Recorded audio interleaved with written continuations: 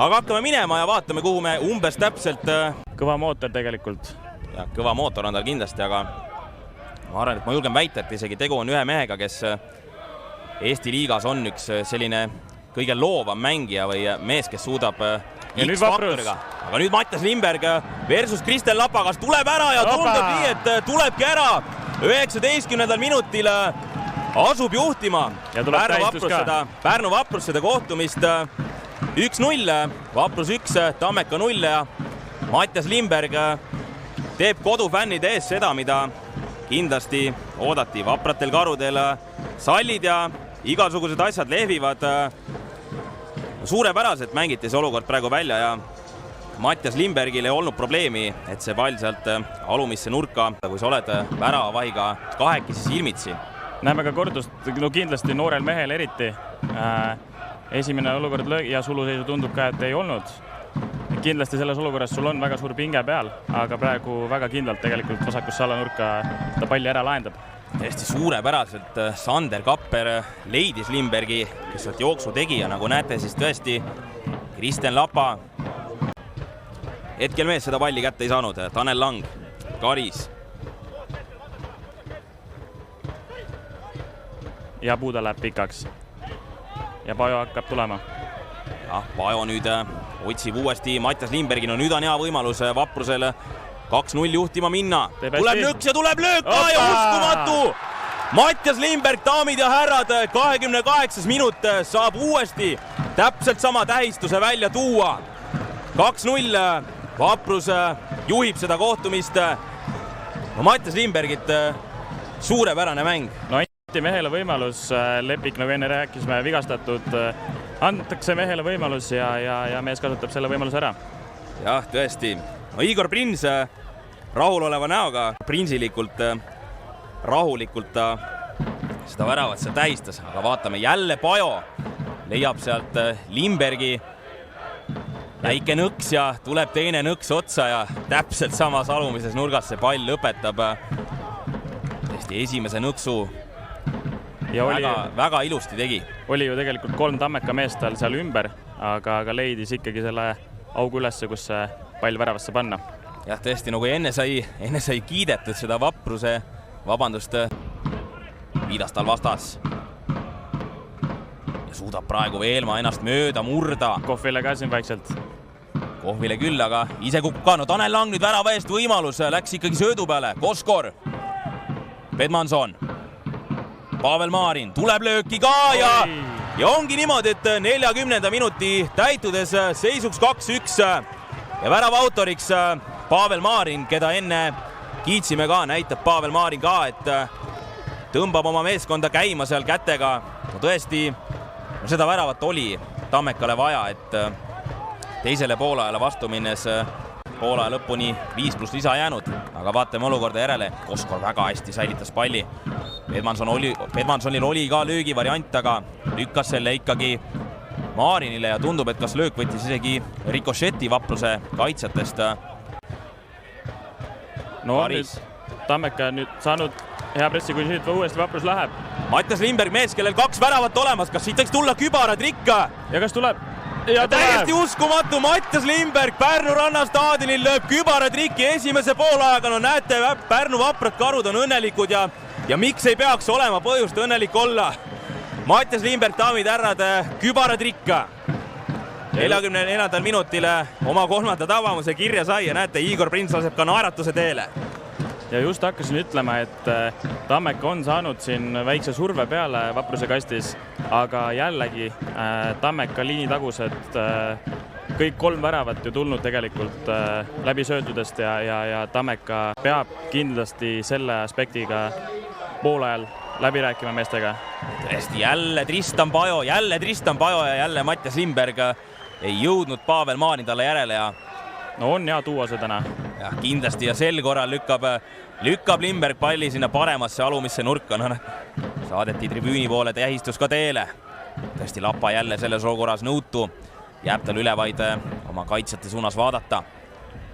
Võib-olla oleks saanud paar sammu kiiremini sealt. Teeb ka 4. Võtab nüüd, leiab Virgo Vallik ja Kristel Lapa tuleb lööki, aga Lapa jääb selles olukorras peale. hästi mängitud ja jällegi nagu esimesed 3 väravat oleks ka praegu samamoodi tulnud 4. Aga uuesti pall värava ette. Manuel sekkub selles olukorras kenasti. Pajo säilitab palli veel Vaprusele ja tuleb ära 4. värav. 4. värav ja värava autoriks Rasmus Orm. Suurepärane mäng Pärnu Vapruselt. 74. minut ja Rasmus Orm viib omad 4-1 seda kohtumist juhtima. Tahaks uskuda küll, et nüüd on Tammekal sellest olukorrast väga-väga keeruline välja tulla. No nüüd läheb tõesti juba ikkagi väga keeruliseks ja vaadates jällegi, kuidas see värav tuli, täpselt samamoodi algas see nagu esimesed 3 väravat, võideti enda pall. Omale siit Premium-liiga tabamuse. Vaatame järele ka seda olukorda. Pajo pikendas Tormile ja Orm. Oi kui kenasti. Ühe puutega paneb selle palli sinna lapa külje alt väravasse. Ja nagu näete siis jälle Mairo Miil.